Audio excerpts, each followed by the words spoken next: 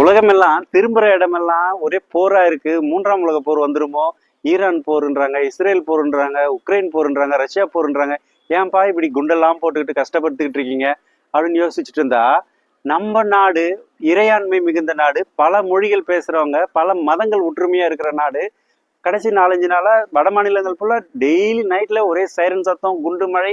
என்னால கற்பனை பண்ணி கூட பார்க்க முடியல. ஒருத்தங்க நெகட்டிவான மைண்ட் செட்ல இருந்தாங்கன்னா அவங்களும் நல்லா இருக்க மாட்டாங்க, சுத்தி இருக்கிறவங்களையும் நல்லா இருக்க விட மாட்டாங்கன்றதுக்கு மிக சிறந்த உதாரணம் தான் பாகிஸ்தான் தீவிரவாதம். ஏன்னா நம்மளோட மூளை ஒரு விஷயத்துக்கு பழக்கப்பட்டுட்டா அதை தாண்டி வெளியே வராது, அதுக்குள்ளே தான் யோசிச்சுட்டு இருக்கோம். அது தப்பா ரைட்டான்னு கூட யோசிக்காது. ஃபார் எக்ஸாம்பிள், ஒருத்தங்க ஸ்மோக்கிங் ஹேபிட்ல இருக்காங்க, இல்ல ட்ரிங்கிங் ஹேபிட்ல இருக்காங்க, அது உடலை அழிக்கும், தவறான பழக்கம் தெரிஞ்சாலுமே கூட அது நம்ம என்ன தப்பு பண்றோம்னே நம்மளால யோசிக்க முடியாது. அந்த மாதிரி தான் பாகிஸ்தான் பண்றது தப்புன்றது அவங்களுக்கே உணர முடியல. ஸோ நம்மளோட மூளையும் கூட நமக்கு எதிராகவே செயல்படுறதுக்கான வாய்ப்பு இருக்கு. ஏன்னா நம்ம மூளைக்குள்ளேயே பல்வேறு நிலைப்பாடுகள் கொண்ட லேயர்ஸ் ஒர்க் பண்ணுது. ஸோ அதை சரியா ஹேண்டில் பண்ண தெரியலனாக்கா நம்மளையும் நம்ம பார்த்துக்க முடியாது, நம்ம சுத்தி இருக்கிறவங்களையும் கஷ்டப்படுத்தும். நம்மளால இன்னைக்கு பாகிஸ்தான் மாதிரி சுத்தி இருக்கிற ஒரு பெரிய நெகட்டிவிட்டியை உருவாக்க முடியும். அதனால நம்ம மூளையை நம்ம கண்ட்ரோல்ல நம்ம மனசை வச்சுக்கணும் அப்படின்ற ஒரு இன்டென்ஷன்ல தான் இந்த சேனலை ரன் பண்ணிக்கிட்டு இருக்கோம்.